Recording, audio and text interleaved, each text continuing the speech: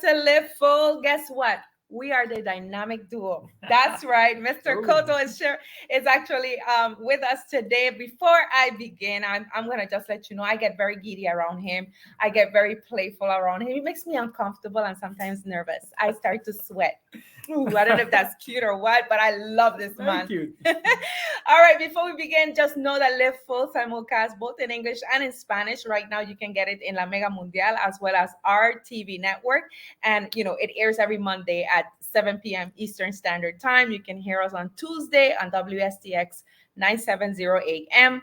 And, you can download here through www our TV network. And you could actually get our apps on www.ourstreamingapps.com.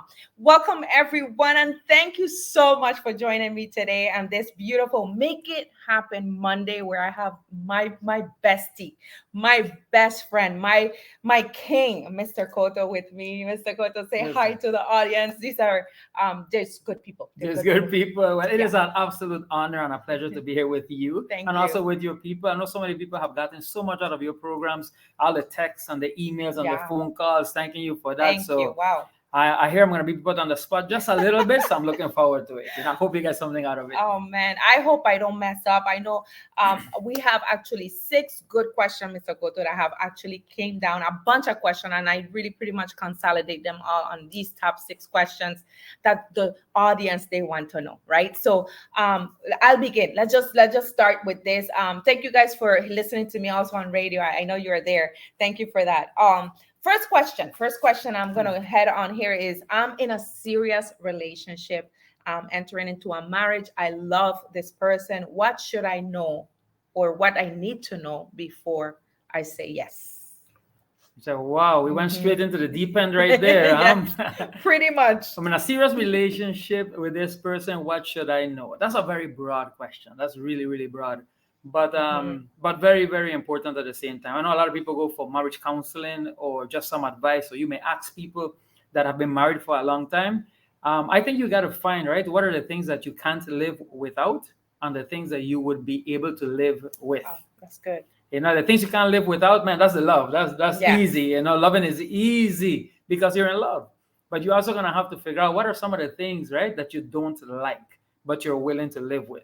Some of those things is what you're going to have to work on as a couple. Yeah. Some mindset, where are you concerning children, finances, religion, habits, standards, even. Good. Yeah. Standards. How do you want to live? I want to live like this. I don't want to live like that. The dating process, if you're doing it right, so you get to explore and find out about each other, is going to reveal a lot of those. And then what I would say is don't ignore it. Don't secretly have something that you're concerned with and you never bring it up. Oh, that's good. So a lot of people brush things. Yeah, they brush things in the back, hoping that it'll go away or that it will change, but things don't change until they're addressed. That's right. So I think in that dating process, if you're serious in that relationship and it's heading toward marriage and you want a good, successful marriage, you're going to have to bring some things up. Sometimes uncomfortable, sometimes painful, but even that is instructive. It's going to help you to do that. So, well, that's a great answer. I thank you for sharing that. I know you've actually, you talk to a lot of men. You are in a lot of different, what do you call those? Men's circles, right? Yeah. For a guy, the same question, what would you say? It's the same exact thing. The same thing? The same exact. That's a beautiful thing. It's almost like the answers are on the test. When you're taking a test and the answers are there, what can you live with? What will you not accept? And there's no making up for it. Wow. A lot of times, men and women, you're thinking, I'll change him or I'll change her or they'll change. Yes. And that's a bit unfair, to be totally frank with you. If it bothers you in a very kind and with much style and flair, you want to bring that up. You want to say, hey, listen, not pointing fingers, but I have a concern. I saw this, I understood this. I thought you meant this and I'm seeing this. Help me understand that.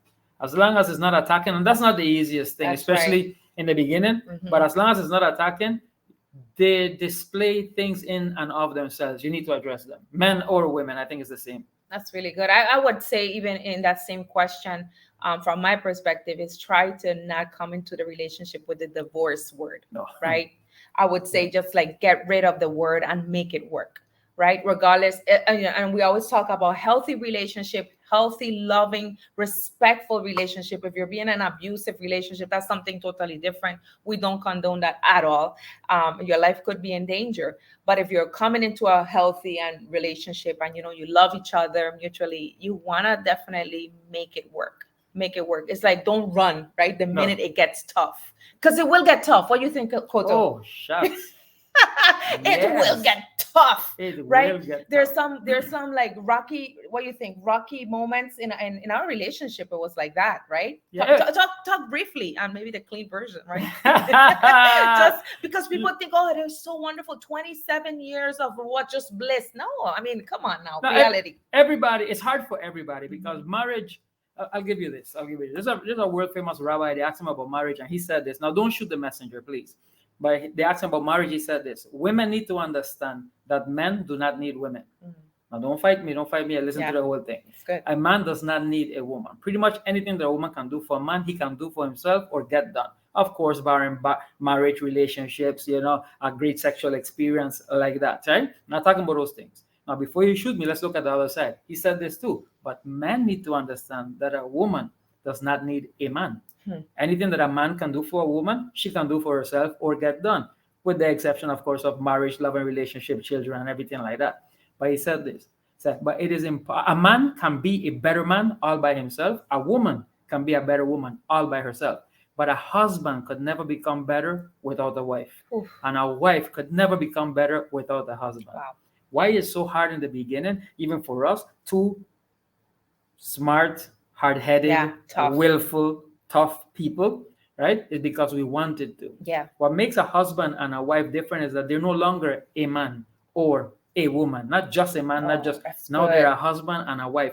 And that melting together while remaining distinct, because it's not about becoming twins or one morphing into the other one. It's two distinct and separate people that have decided by choice to become one. Yeah, that's beautiful. It must be hard at first. It's so it's like, because it's two different minds. It's two different, temperaments, really coming together. But then there's a dance, right? That's it. Talk to me about the dance. We talk about that dance often, where it seems like we finish each other. Sandwiches. Sandwiches. I don't actually know if she trained me to do that one, but I totally get it. Yes. It comes a lot to, not to get too spiritually here, but in Proverbs 24, right? The ancient scriptures, check it out, borrow a Bible and check it out. But it says is that through wisdom is a house built. And it says this, through understanding is it established. Really So you need wisdom, you need understanding. Yeah. Then it goes a little further and says, with knowledge, the chambers will be filled with all kind of good blessings, right? That's what I think a lot of people are missing. And by the grace of God, really, we found it. We had good examples from afar that we were able to copy. And we had to understand that it took wisdom, it took knowledge, it took understanding to get to know each other. That's good. Yeah. So one of my favorite parts of a chicken, I'll tell you the story here, right? Is the cartilage. I used to make these little chicken sandwiches with cartilage, and I love her so much that I would actually make her one. Hey, you want one? Hey, I got you. And I would put my beautiful cartilage in her sandwich. It wasn't until years later I find out she doesn't like the cartilage. So all this time she's eating the sandwich, very grateful, but she's picking out the cartilage and throwing it away. I never noticed. I wasted my good cartilage on all these sandwiches because I didn't understand. Yes. There's many marriages where you see that, where there's a simple misunderstanding uncovered that festers over a long period of time. That's right. Wow. It takes wisdom, it takes knowledge, it takes understanding. You have to have a want-to. That's why you said the thing about divorce. Yes. If you come in there with thinking about divorce from separation. The beginning, if this, then that, then it's very hard to stay married. Exactly. But if you say, I got married for life, good, bad, sick, wealthy, anything like that, then it makes it that much easier to go. Is it a walk in the park and a bed of roses? Not all the time. That comes later. Right. But there is a point, right, where for real two do become one. It just takes all of that and a little bit more. Beautiful. Thank you for that. That's so good, guys. I know you're getting some great nuggets. Question number 2, and really this one is talking about it. I've covered it a couple of times already in some of the other shows, but it says how to speak the same language with a person that is actually it seems not to be on the same page with me. How can we speak? How can we get on that same frequency or language? Okay. So this is the kind of the support question. That's support. That's a form of support. Yeah. Support. And I got another one with support, but that one is good. So it's getting on the same page. Yeah. Speaking the same language. Again, this has been my experience with a lot of different people. It's like you're saying the same thing in a different way. Right. A lot of times, I start with we men. We men may not be extra vocal. By the time we hear a suggestion or something, we think about it, we felt it, we analyze the air, and we said yes. It would seem sometimes like we didn't give it any thought, but it might be that quickly. You know, a wife, honestly, in many cases, is a lot more verbal. So this is a good idea because he says yes, and you say, yeah, because this. Then he might get a little tell you the truth miffed because he already said yes 16 minutes ago.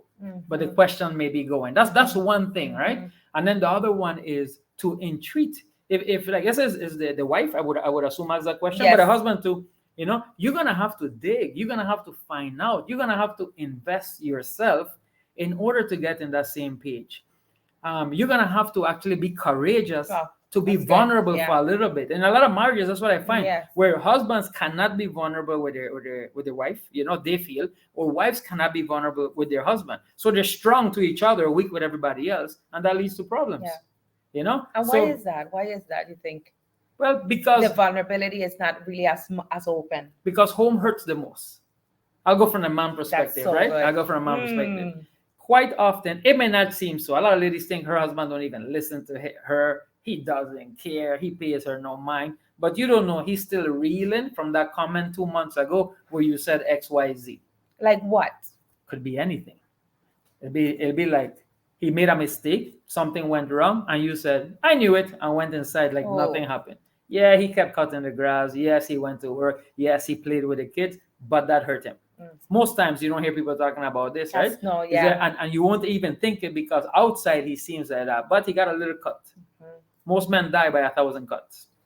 It's called death by 1,000 cuts. So when you see those kind of hurts like that, it may be that he gets a little more taciturn. He doesn't speak as much. It may be that he doesn't say as much. It may be that, you know, he's given it enough time to actually forgive the wound, because to get hurt home, your husband, ladies, if I'm talking to the ladies here, your husband could take anything from anybody and he doesn't care.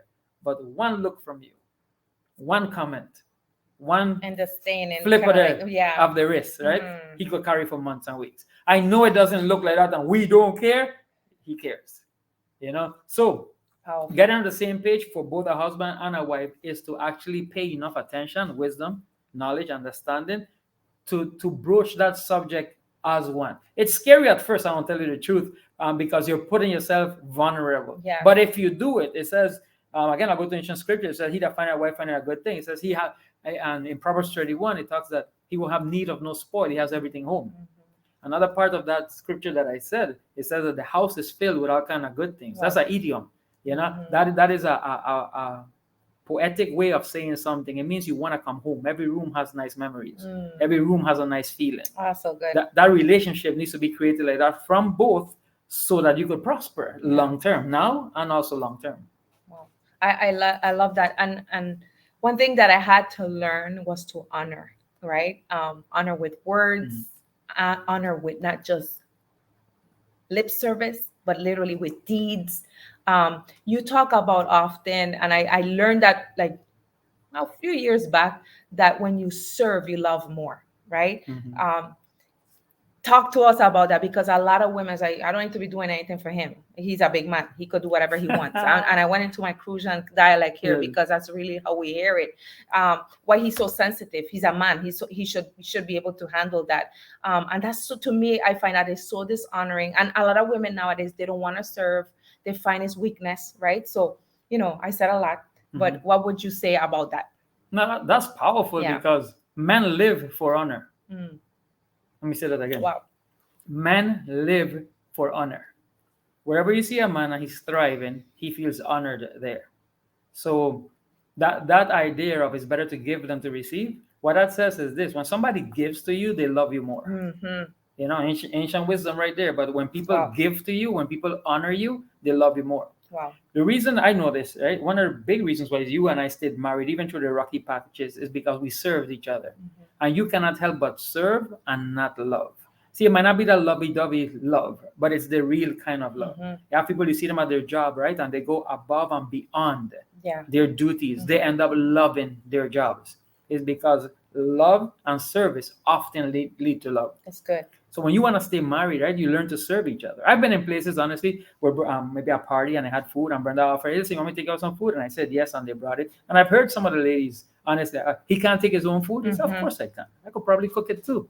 But the thing is, though, she loves me, serves me, right? And I honor her and serve her in other ways. Wow. That little snide remark of he's a big man, she's a big woman, what am I, his mother, and everything else, that probably costs more marriages, especially in this day and age where we live, than anything else. Because you serve who you love. I mean, not to get too, I don't know if I'll be invited back, but not to get too technical here, but it's amazing to me that a lot of ladies who won't serve their husbands, and not to remind it too, or men who don't properly serve their wife, they're always serving somebody else. So good. So you end up loving bosses, those people. Their bosses, their pastors, everybody else. And I've seen it. Yeah. More than their husbands, more than their wives. Obviously, more so. So that leads to which means problems. What it kind of violates again the rule we love, which is home team first, right? The Bible says you take care of your home, then you take care of the church, right? The world outside, everything else. What is your take on that one? Because we love that concept. As a matter of fact, tonight or this morning when you're hearing it, the topic is relationship goals. Home team first with Mr. Cotto, right? So what is your take on that? That topic actually came out, right, very early in our marriage, because we saw, right, and I saw that quite often when people got in arguments, they chose other people. So we made a rule. It's like, hey, home team first. We don't bring anybody into our marriage. We don't bring anybody with their opinions. That's right. They don't count. It's us two and no more. That's before the kids, right? So we made that rule, home team first. So we never had to really go and get super mad with each other and go spread it all over the place, and then we fix up and those people are still mad with everybody else. It's a concept. When you have that in your core, which we thankfully did, we put that in, you protect the house. Yes. We chose that the home comes first, so it's home team first. We gave each other honor, space, vexness if we had to, and everything else. But we didn't violate that and choose another team before the home team. Oh, that is so good. Guys, if you can adapt anything in your relationship, even before you get in, and if you're already in it, just don't violate that rule, home team first. We take care of us first, and then we take care of everybody else. That is such a beautiful thing. I want to see it on a t-shirt, by the way. All right. Next question. And I know time is really closing in very quickly, but my husband is unsupportive with anything that I want to do. Why is that? I'm trying to do something and he doesn't support me with it. Why is that? That's a little broad, right? But no, it's really broad. Good. It's broad, but it's common, and a lot of people go through that. Here's my finding. Now let's do a little qualification, right? I've been in probably 3 major men's group, right? 250 men, 500 men. One was 2,200 men. Yes. You'd be surprised how we all go through the same thing. We all have the same thoughts. Apparently, we're all the same guy and married the same girl. That's just how it seems, right? But this about being non-supportive, right? Yes, there are some, let's go on the other side first. There are some men who, frankly, they don't support. Be careful with that. Don't let that destroy your ambitions, your dreams, and your goals as a lady. We have 2 wonderful daughters, who are very, very strong, very, very feminine, very, very powerful, very, very ambitious. I would hate to see a guy put that down on the inside of them. So we teach them the proper way to do that, right? Now, there is another side, though, and I find that it's much more broad. What do you mean by support? Quite often, it's been my experience, right, in even our coaching practices, that the support that you as a lady may be asking for, you're not being clear. That's really good. You're not being clear on what support you need, because, and we've seen this, because we also expand businesses. We have many people launch different businesses. And here's what we find is that you may be all fired up to do this, but you come home complaining. Right. So he says, hey, this might not be something for you to do. It seems like non-support. It might be that you're doing something and he sees a different way to fix it. He may mention that, and that may not be what. No. I don't need that. I didn't ask you for that. You want to hear that? Yeah, I just want you to listen to me and not fix it. Well, ladies and gentlemen, let me tell you, talking to a man and him not wanting to fix it is like telling a racehorse to slow down. They were built. Men were created to fix. We tremble in place when we can't fix something. Powerful. So when if you come home If you come home ranting and raving a little bit about what you're going through, he's seeing that that's destroying you and there's nothing he could do. Wow. Will he support you destroying yourself? Good question. You got to be careful with that. And I've seen that a ton. That's a good question. The other side of that, I mean, we just have a young lady doing some other stuff like that, and she's totally surprised with her husband as if he changed in the last few weeks. Yes, yes. But it was simply this. Will you ask for his support instead of just expect it? Or demand it. Right. That demand or inspect, but you inspect, but you didn't ask. Correct. You didn't say, right, honestly, and we've helped people do this. Hey, babe, I'm launching this. I could really use your support. Sometimes even, I'm not even sure of this, but I need to try it. Could you support me? And then describe what you need. I need you to buy me this. I need you to bring me this. I need you to stand over there where I could see you, whatever it is. Now, the truth is, right, I know. And I know how most people think. And I know somebody said, I have to ask him all of that. Yes, because he may not know how to support you. Wow. It may not be clear. It may not be obvious. It might be obvious to you, but not to him. But if you were to ask, if you would be so brave and courageous to be that vulnerable, he'll help you. Yeah. He'll support you. Most men, I think more than 80% of men that we've experienced in our coaching, separate and together, right, they turn around and they go, oh, that's what you need? I didn't know that, man. Okay, yeah, let's do this. And he'll be right there rooting and cheering you on because you asked him for his support, not begged. There's no need to beg. You asked him for his support and you told him how he could support you. Yeah, I think you hit such a great point there because a man doesn't want to see his wife be destroyed, right? And if you're overwhelmed already, if you're like, oh my God, the little bit you're starting, you're already like you're level 10 of like, I don't know, these people taking advantage of me right there. How can he help you? He's a quit. It's impossible, right? So there we are where he's maybe pulling away his energy and his support in terms of being around that because he doesn't want to see the wife be destroyed. Wow, very nice. And also a lot of and even rejection. And rejection. Because a husband may say, hey, they said no. I said, what about no? I said, well, okay, you on your own. Yeah. And then that'll seem very non-supportive. There's one, and I didn't see it here. I didn't see the question, but something we always talk about. Women that do not support their husbands. What about that one? I've seen husbands they want to try new things, but the wives are they're unsupportive. They're like, nope, my way or the highway. What about that one? That is a little bit like testy right there. That's a little testy, a little controversial. Yeah. But that is real, right? And this is one of those where hear what I'm saying, not what I'm not saying. I think that's on the men. I think that's gonna be it. There's a brother listening to this, that's on you.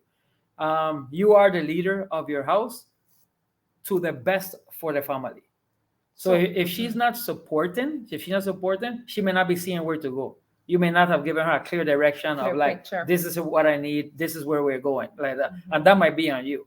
Now I know over the last and I've done some research on this, the last 40 to 70 years, it's been kind of like, if we're not together, we can't move forward. There comes a time, especially for the men, where you're going to have to lead. Make a decision, right? And yes. And then here's what I've seen, because we've coached a lot of people in that situation too. I have for sure. And it's this. If you start, she's a good woman, she's going to support you. Yes. She just needs to see you actually engaged and committed to what you're doing instead of waiting and looking backward. So good. It's a little right in your face right there, but I say with love. Put some sugar on that one. That's so good. Is it true that the woman, there's always a woman behind a man that have achieved anything of significance? Is that true? Oh, but you don't get me shot here. I want to know because we see all these great people that have accomplished men, right? And they always they credit their moms, they credit their grandma, they credit someone, a female, and as a whole. Talk to me. That's often quite true. Behind every successful man, there's a woman. It might be his wife, might be his mother, a sister, a daughter. That does happen. There's a saying, is a good point, but I know one of the key lines says, the hand that rocks the cradle rules the world. It's saying the importance of the support, for a man. Okay, I go a little biblical with you, but God looked at Adam and said, it's not good for him to be alone. A lot of people think it's because he was lonely. That's not what that was. It's that a man is at his best when he has something to perform for, someone actually to perform for. And it said this, that he created a helpmate that was fit for him. There's a destiny to be there. Why there's often a woman is because most men could live with a lot less than it would take to have a truly successful life. So sometimes we'll do things for others that we wouldn't do for ourselves. And if you choose to be that woman, especially here in relationships, if you could believe, right, in your husband, your man, in a way that even he doubts, you will have an incredible husband. Wolfgang van Gogh says this: see a man as he is, and he'll remain. But see him as he could be, and he shall become. Often that's what you see.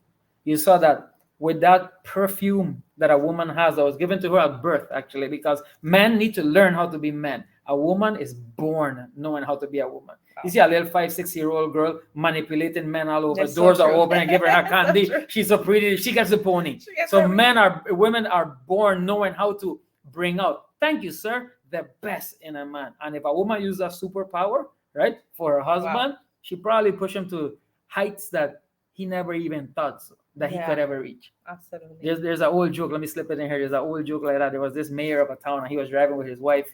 Looks outside as they were heading to a big event. Everybody's dressed really nice. He looks and sees her ex-boyfriend from high school. Yeah, and he was picking up the garbage.